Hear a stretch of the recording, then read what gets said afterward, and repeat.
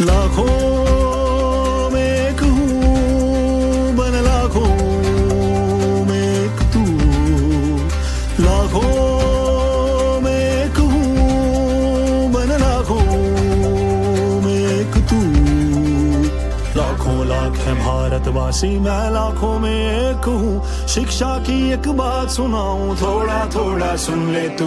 लाखों लाख है भारतवासी, मैं लाखों में एक हूँ। सुन ले मेरी बात जरा और हो जा मेरे संग तू।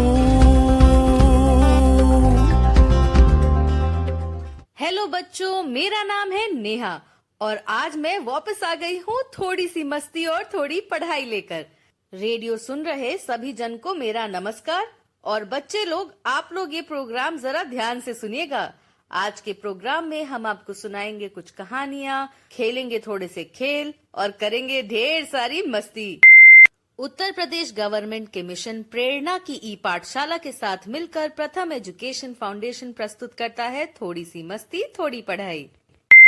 रेडियो पर सुन रहे हमारे इस कार्यक्रम में प्यारे प्यारे बच्चों का बहुत बहुत स्वागत है। हर बार की तरह हम आज भी आपके लिए लाए हैं एक बाल गीत, कुछ खेल और मजेदार कहानियाँ। तो आप लोग तैयार हैं हमारे साथ थोड़ी सी मस्ती थोड़ी पढ़ाई करने के लिए? अरे ये भी कोई पूछने की बात है। सभी को थोड़ी सी मस्ती थोड़ी पढ़ाई कार्यक्रम का बेसब्री से इंतजार रहता है। यकीन ना हो तो पूछ लो अपनी चाची से। लेकिन कोमल बिटिया, तुम्हारी चाची अभी है नहीं आसपास? अरे हम यहाँ हैं, काहे इतना परेशान हो रहे हैं? हमका भी घड़ी देखे का आई था। हम ई जानी थाए कि नेहा बिटिया और कोमल बिटिया आए वाली हैं। हम थोड़ा काम निपटा के अभी आई थाए। मैंने जल्दी ही खा लिया था।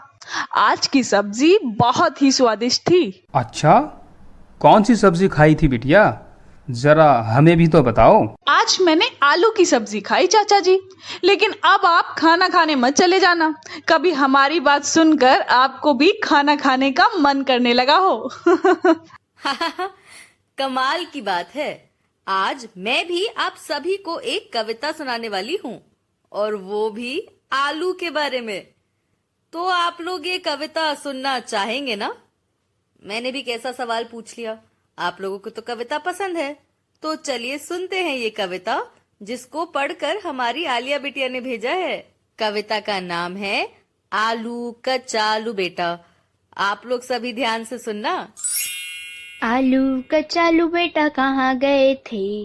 बैंगन की टोकरी में सो रहे थे। बैंगन ने लात मारी रो रहे थे। मम्मी ने प्यार किया हंस रहे थे। पापा ने पैसे दिए नाच रहे थे। भाई ने लड्डू दिया खा रहे थे। आलू कचालू बेटा कहाँ गए थे? बैंगन की टोकरी में सोए रहे थे। नेहा बिटिया, हमका तो ई कविता बहुत अच्छी लगी। कविता सुने में बहुत मजा आया। हाँ नेहा बिटिया, कविता सुनकर अच्छा लगा। मानना पड़ेगा नेहा बिटिया, तुम एक से बढ़कर एक कविता लाती हो हम सभी के लिए। तुम्हारा बहुत बहुत शुक्रिया। अरे अरे चाचा जी, बच्चों से याद आया, आज के हमारे कार्यक्रम में हर्षिता भी जुड़ी है। वो हमारा इस प्रोग्राम में साथ देंगी। नेहा, कविता तो सुन ली और सबको अच्छी भी लगी। आज तुम्हारी चाची किसी खेल के बारे में बता रही थी। शायद आज वो कोई खेल सोचकर आई होंगी। आज हम तुम सबका एक खेल खिलाई हैं और यह उम्मीद करिताएं कि तुम सभी लोगन का ई खेल बहुत पसंद आई। तो खेल कछु इस तरह है कि तुम सभी लोगन का अपने नाम के अक्षरों का पहचान करना है। जैसे मान लो हमरा नाम सायरा आए, तो हमरे नाम माँ कितने अक्षर आए? जैसे स, य और र। जी चाची जी, समझ गए हम आपका खेल। मैं बताती हूँ। मेरे नाम में 3 अक्षर हैं, क, म और ला, क्योंकि मेरा नाम है कोमल। चाची जी, मैं अभी बताती हूँ। मेरे नाम में 4 अक्षर हैं, ह, र, श और त। बहुत बढ़िया। देखा कोमल की चाची, हमारी हर्षिता बिटिया कितनी होशियार है। उसने कितने अच्छे से ये खेल खेला। हाँ, ई बात तो तुम बिल्कुल सही कहा ताओ। और हमका यहू लागिता है जो बच्चा लोगन रेडियो पर हमका सुने ताए ऊ बच्चा लोगन ने भी ई खेल बहुत अच्छे से खेला हुई है। नेहा बिटिया, तुम्हारी चाची की इस बात पर तो एक कहानी बनती है, इसलिए अब जल्दी से एक अच्छी सी कहानी सुना दो। हाँ चाचा जी, चलिए अभी सुनते हैं एक मीठी मीठी सी कहानी। इस कहानी का नाम है गोली टॉफी वाला राक्षस, जिसे लिखा है रंजीत लाला जी ने। ये प्रथम बुक्स की एक कहानी है। गोली टॉफी वाला राक्षस। लेखन रंजीत लाल, चित्रांकन लावण्या नायडू, अनुवाद मधुबाला जोशी, प्रकाशन प्रथम बुक्स। जुड़वा भाई बहन समर और निव्या स्कूल की बस का इंतजार कर रहे हैं। पीछे मुड़कर मत देखना, वह हमें घूर रहा है, समर फुसफुसाता है। गोली टॉफी वाला राक्षस सड़क की दूसरी ओर से अपनी दुकान से उन्हें देख रहा है। वह बहुत ही भारी भरकम और डरावना है। उसका चेहरा बुलडॉग जैसा है। समर ने जरा बदतमीजी से कहा। उसकी नाक समोसे जैसी है, निव्या ने जोड़ा, और उसकी उंगलियां रोयों से भरी भिंडियों जैसी है। गोली टॉफी वाला राक्षस है तो बहुत डरावना, लेकिन उसकी दुकान lovely sweetie and toy shop में कमाल के गोली, टॉफी, चॉकलेट, खिलौने और तरह तरह का और सामान मिलता है। वहाँ रंग बिरंगी गोली टॉफियों और चॉकलेटों के ढेर लगे होते हैं, लेकिन इन भाई बहन को उससे इतना डर लगता है कि वे उससे कभी एक खिलौना या गोली तक नहीं खरीदते। एक बार उन्होंने दुकान में एक नई किस्म की चॉकलेटों का ढेर देखा था। बहुत हिम्मत जुटाकर वे दुकान में गए।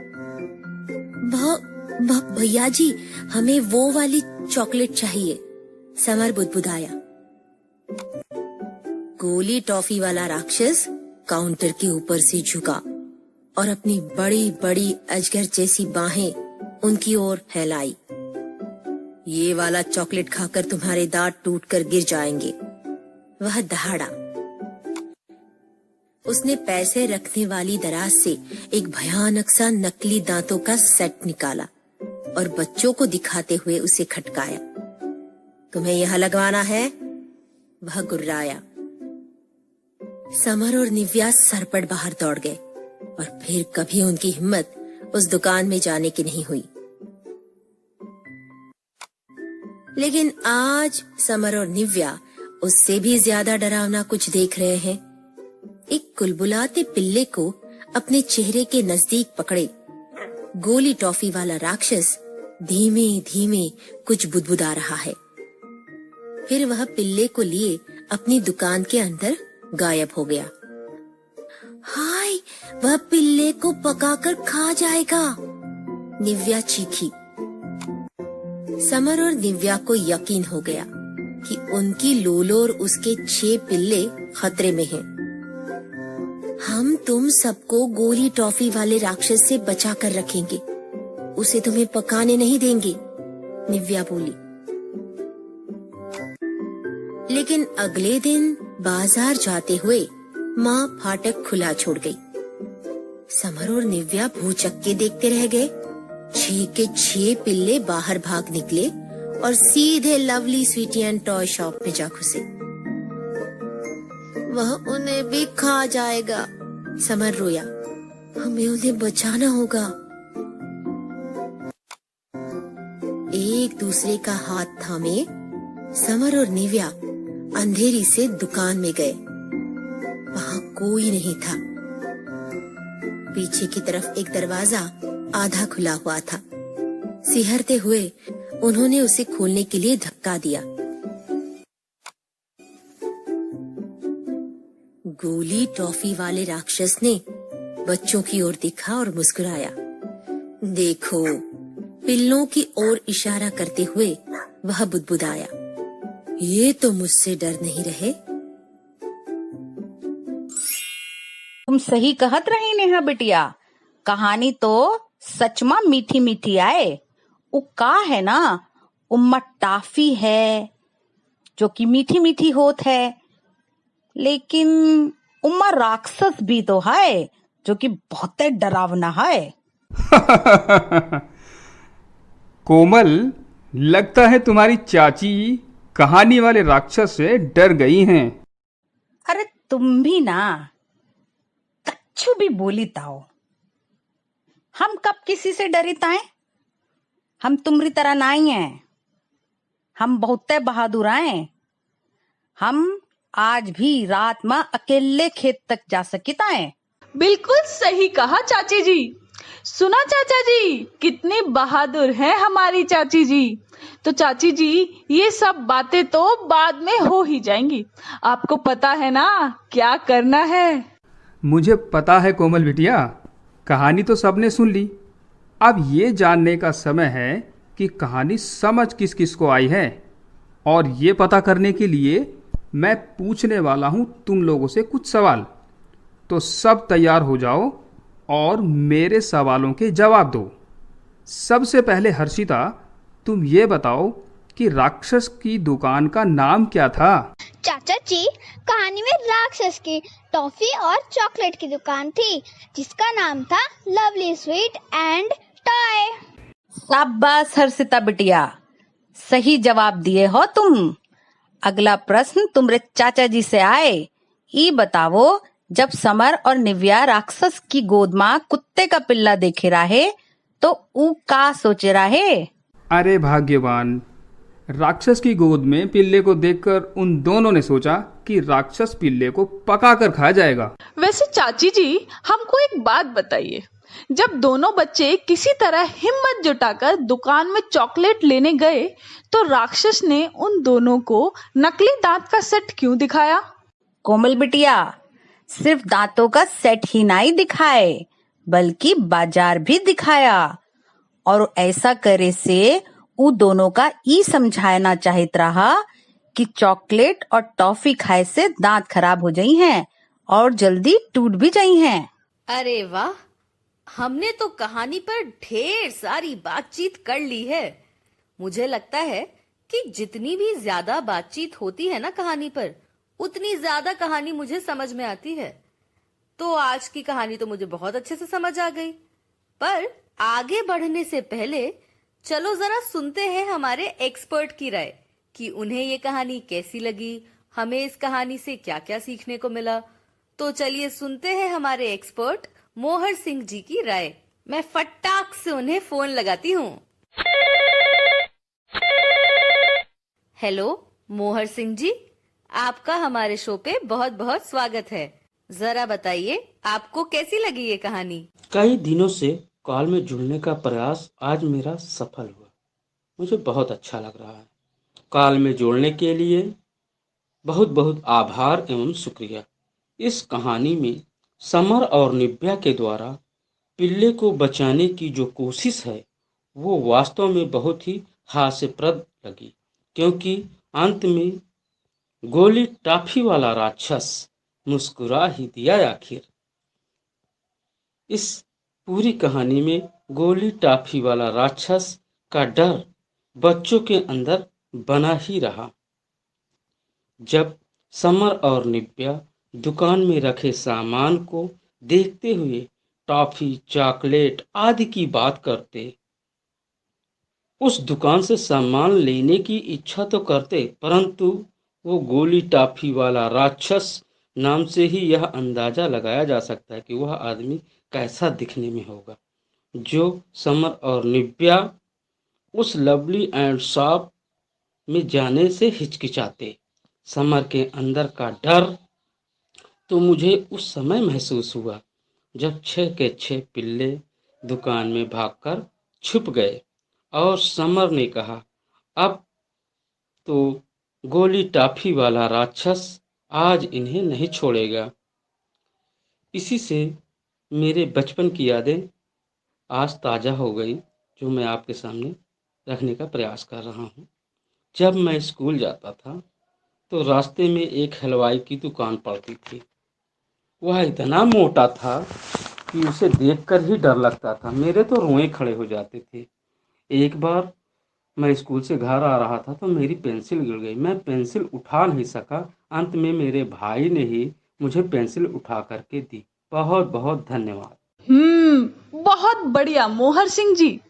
इस कॉल पर जुड़ने के लिए और इस कहानी पर अपने विचार रखने के लिए आपका बहुत बहुत शुक्रिया। अच्छा कोमल, चलो चलो अब कक्षा 3 से 5 के बच्चों के पास चलते हैं। समय हो गया है, वो हमारा इंतजार कर रहे होंगे। हाँ हाँ नेहा, मैं बस यही सोच रही थी।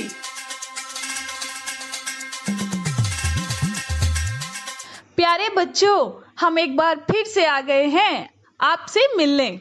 आज के कार्यक्रम में लाए हैं आपके लिए ढेर सारी मस्ती और मजेदार खेल, और हाँ, साथ ही साथ एक प्यारी सी कहानी।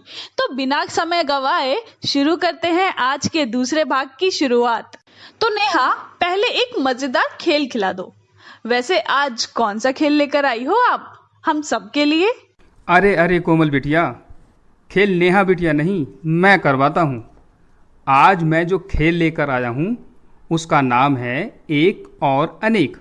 ध्यान से सुनना, मैं किसी एक चीज़ का नाम लूँगा और तुम सबको यह बताना होगा कि जब उस चीज़ की संख्या 2 या 2 से अधिक हो तो उसे क्या कहेंगे।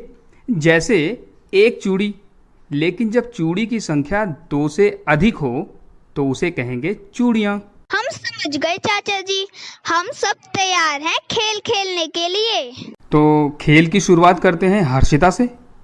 बिटिया आप बताओ, पेंसिल। पेंसिल का होगा पेंसिलें। अब अगला है कुत्ता। ऐसन तो कुत्ता का हुई है कुत्ते। और कुर्सी का क्या होता है? बिटिया कुर्सी का हुई है कुर्सियाँ। चाचा जी जरा आप बताइए, बोतल का बहुवचन क्या होगा? बिटिया बोतल का होगा बोतलें। बिल्कुल सही चाचा जी। और हर्षिता तुम बताओ, किताब का बहुवचन क्या होगा? दीदी किताब का होगा किताबें। बिल्कुल सही। अरे वाह, सबने कमाल कर दिया। आज तो खेल खेलने में बहुत मजा आया। तो इनाम तो बनता है ना हमारा। लेकिन हमें इनाम में एक प्यारी सी कहानी सुननी है। चलो ठीक है, तो अब हम एक कहानी सुनते हैं। आज की हमारी कहानी का नाम है खुजली खुजली और इसे लिखा है दावा लामयू योलमो जी ने। तो चलिए सुनते हैं। ये तो बड़ा ही अजीब नाम है लेखक का, कुछ समझ ही नहीं आ रहा। और कहानी का नाम भी अजीब है, खुजली खुजली। लगता है कहानी में सबको खुजली ही होगी। कैसी होगी यह कहानी, खुजली खुजली? ये तो कहानी सुने के बाद ही पता चली कि कहानी माँ आखिर का आए। खुजली खुजली, लेखन दावा लामू योल्मो, चित्रांकन समिधा गुंजल, अनुवाद दीपा त्रिपाठी, प्रकाशन प्रथम बुक्स। स्कूल से घर लौटने के बाद मनु रोज कड़क को खेलती है। एक टांग पर कूद कूद कर वह एक एक घर पार करती है। 1, 2 और 3, 4, 5 और 6, 7, 8, 9 और 10। लेकिन आज बार बार उसके पेट पर खुजली हो रही है। वह थोड़ा कूदती है, फिर खुजली करती है।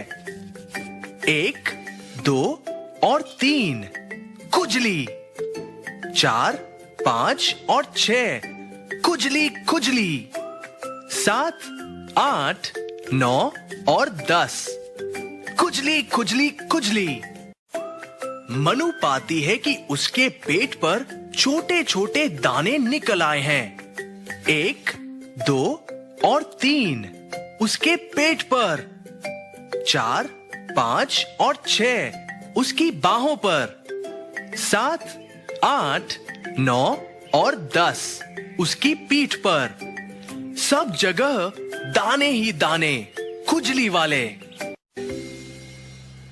तुम्हें छोटी चेचक निकली है, अम्मा ने कहा।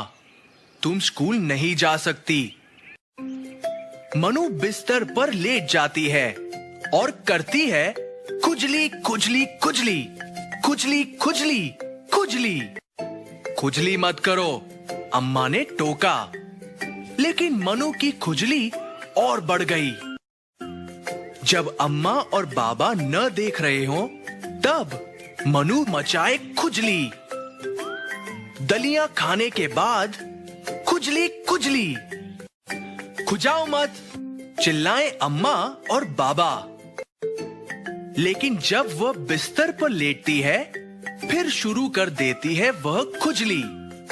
खुजली खुजली खुजली खुजली खुजली। मनु बार बार कोशिश करती है कि न करे खुजली खुजली।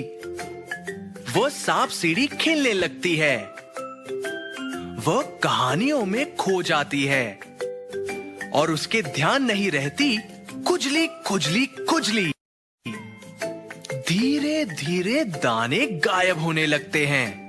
मनु गिनती है 10, 9 और 8, 7, 6 और 5, 4, 3, 2 और 1। फिर एक दिन मनु अपना कुर्ता उठाती है। वो देखती है कि उसकी खुजली गायब। अब मनु फिर से कड़क को खेल सकती है। कूद कूद कर गिनती है वह 1, 2 और 3, 4, 5 और 6, 7, 8, 9 और 10। अरे वाह नेहा बिटिया, ये तो कमाल हो गया। पहली बार मुझे कहानी के नाम से कहानी सुनने का मन नहीं हुआ था, लेकिन कहानी तो बहुत ही मज़ेदार, दमदार और शानदार थी। शुरू से अंत तक जिज्ञासा बनी हुई थी। हाँ चाचा जी, सही कहा आपने। तो आप लोग मेरे कुछ सवाल के जवाब दीजिए। देखती हूँ आप सभी ने इस कहानी को कितने ध्यान से सुना है। तो बताइए जरा, मनु क्या खेल खेलती है? कोमल बिटिया, मनु स्कूल से आकर एक टांग पर कूद कूद कर कड़क का खेल खेलती है। हर्षिता, अब आप बताओ कि मनु को खुजली क्यों हो रही थी? कोमल दीदी, मनु के पूरे शरीर पर लाल और छोटे दाने निकल आए थे। माँ ने बताया कि वो चेचक के दाने हैं। कोमल बिटिया, अब तुम बताओ कि मनु की खुजली खत्म कैसे हुई? चाचा जी, मनु ने अपना ध्यान सांप सीढ़ी खेलने में और कहानियां सुनने में लगाया, तो उसकी खुजली खत्म हो गई। अच्छा ये बताओ, मनु के माँ और बाबा ने खुजली करने के लिए मना क्यों किया होगा? वो इसलिए ताकि उसके चेहरे पर निशान न बन जाए। अच्छी सी कहानी पर अच्छी सी बातचीत हो गई है। अब आगे क्या करें? अब सबको मजा आने वाला है। लेकिन तुम ऐसा क्या करने वाली हो बिटिया? मैं आपसे कुछ जनरल नॉलेज के सवाल पूछती हूँ। देखती हूँ कि इस देश और दुनिया के बारे में कौन कितना जानता है। ये बताइए, विश्व की सबसे बड़ी मछली का नाम क्या है? हम जानीते हैं कोमल बिटिया, सबसे बड़ी मछली व्हेल मछली होता है। अच्छा, अब ये बताइए कि हमारा देश कब आजाद हुआ था? ये तो मुझे भी पता है। हमारा देश 15 अगस्त 1947 को आजाद हुआ था। अच्छा, तो अब ये बताइए कि भारत के प्रथम गवर्नर जनरल का क्या नाम है? दीदी, मैं बताती हूँ, विलियम पेंटिक। चाचा जी, मैं एक सवाल पूछूं आपसे? हाँ बिटिया, जरूर पूछो, लेकिन थोड़ा आसान सवाल पूछना। जरा ये बताओ, झांसी की रानी लक्ष्मीबाई का अंग्रेजों के साथ युद्ध किस सन में हुआ था? बिटिया, बहुत मुश्किल सवाल पूछ लिया। कोमल, तुम थोड़ी मदद करो।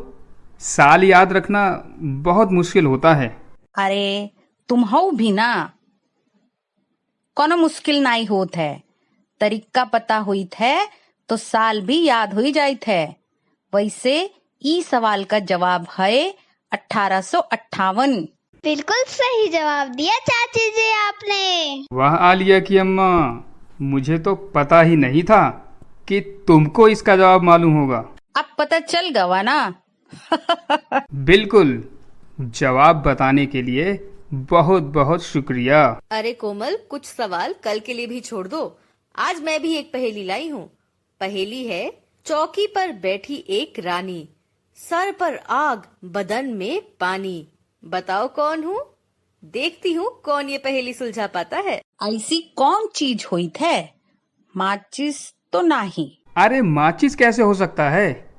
अगली लाइन तो सुनो, बदन में पानी। समझ गए बिटिया, वो चीज है लाइटर। हा हा, बिल्कुल सही जवाब दिया है आपने चाचा जी। चलो, कच्छू तो जवाब दिए। आलिया की अम्मा, तुम क्या कहना चाहती हो? अरे कच्छू नहीं। वैसे समझदार को इशारा काफी हुई है। तुम कभी तो मेरी टांग खींचना बंद कर दिया करो। अरे चाचा जी, चाची जी, आप दोनों फिर से शुरू हो गए। अरे कोमल, कोई बात नहीं। चाचा जी और चाची जी की ये नोकझोंक ज्यादा लंबे समय तक नहीं चलती है, और इतनी प्यारी भी तो है ये नोकझोंक। खैर, रेडियो पे सुन रहे बच्चों, चाचा चाची जी, कोमल, अब हमारे जाने का वक्त हो गया है, तो आज हम आप सबसे विदा लेते हैं। हम आपसे कल फिर मिलेंगे इसी समय यहीं पर। कल हम फिर से नई गतिविधियां करेंगे। तब तक के लिए बाय बाय। मुफ्त किताबें मुफ्त में खाना, पर शिक्षा में देर है। स्कूलें निकली गांव में, फिर भी क्यों अंधेर है। मुफ्त किताबें मुफ्त में खाना, पर शिक्षा में देर है। स्कूलें निकली गांव में, फिर भी क्यों अंधेर है। गांव और गली में माँ बाबा से बात करो, क्या सब बच्चे शाला जाते? घर जाके पता करो। लाखों में एक हूँ, बन लाखों में एक तू।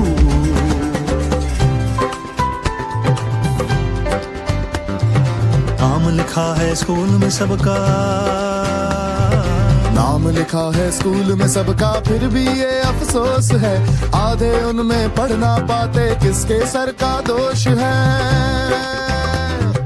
नटखट मुन्नी पढ़ ना पाए, इसमें सबकी हार है। किसी और को दोष न देंगे, हम सब जिम्मेवार हैं।